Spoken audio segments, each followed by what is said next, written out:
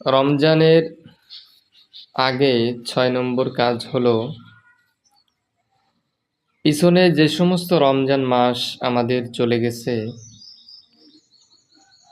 রমজান মাস চলে যাওয়ার পরে আমাদের আফসোস হয় আমরা ভালোভাবে আমল করতে পারিনি। কেন রোজা রাখিনি, কেন সেহরি খাইনি, ইফতারি করিনি, নামাজ পড়িনি, কোরআন পড়িনি, কেন দান সৎকা করিনি, এতিম মিসকিনদেরকে খাওয়াইনি, গরিব দুঃখীকে সহায়তা করিনি, কেন জাকাত দেইনি। এরকম অনেক অনেক আফসোস হয় আমাদের রমজান চলে যাওয়ার পরে। তখন আফসোস করে আমাদের কোনো লাভ হয় না। তাই এখন থেকেই প্রস্তুতি নিতে হবে যে এই রমজানে আমি বেশি বেশি ভালো ভালো আমল করব।